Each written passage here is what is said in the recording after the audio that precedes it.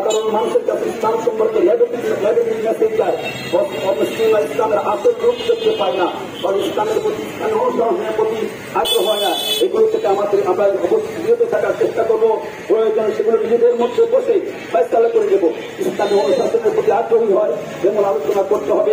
ব্যক্তি, পরিবার, সমাজ ও রাষ্ট্রের ক্ষেত্রে ইসলামী ঐক্যমহী এবং শান্তিময় আদর্শ যদি আমরা যথাযথ পালন করতে পারি, সন্দেহ নাই ফতে মক্কা মক্কা ফতে হয়েছিল, বিদায় হয়েছিল, সেই রকম বিদায় আমাদের জন্য অপেক্ষা করছে, আসন্ন বিদায় ইনশাআল্লাহ।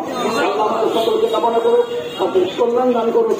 সকলকে আল্লাহ রাব্বুল আলামিন ধর্ম, জাতি, বর্ণ নির্বিশেষে সকলকে শান্তি থেকে, বিশেষ করে এরকম অশক্তিকর পরিবেশ থেকে, দেশকে শান্তিময় পরিবেশ থেকে শান্তি পরিবেশে পরিপূর্ণভাবে আমরা দিনের উপর চলতে পারি, সেই তৌফিক, সেই পরিবেশ আল্লাহ আমাদেরকে নসিব করুন।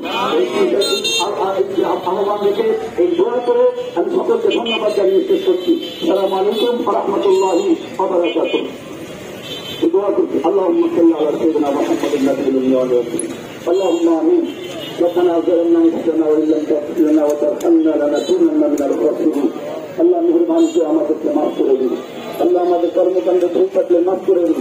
আল্লাহ মেহেরবানি করে আমাদের উপর শান্তি বর্ষণ করুন, সারা বিশ্বের উপর শান্তি বর্ষণ করুন। নির্যাতিত মুসলিম উম্মার হেফাজত করুন। আল্লাহ নির্যাতিতদেরকে আপনি হেফাজত করুন। দেশে বিদেশে সকল জায়গায় নির্যাতিতদেরকে আপনি হেফাজত করুন।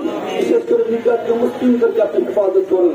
আল্লাহ সকলকে শান্তিময় পরিবেশে দিনের উপর চলতে পারে সেই পরিবেশ আমাদের সকলকে নসিব করুন। দেশের উপর শান্তি দান করুন। যারা দেশে অস্থিতিশীলতা তৈরি করতে চায় আল্লাহ তাদের থেকে আমাদের দেশকে হেফাজত করুন। আল্লাহ আমাদের কার্যের সমস্যাকে দূর করে দিন।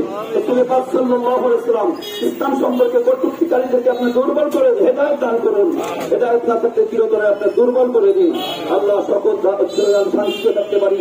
আল্লাহ আমাদের সকলকে সে তৌফিক দান করুন। আমিন। ওয়া আখিরু দাওয়ানা আলহামদুলিল্লাহি রাব্বিল আলামিন।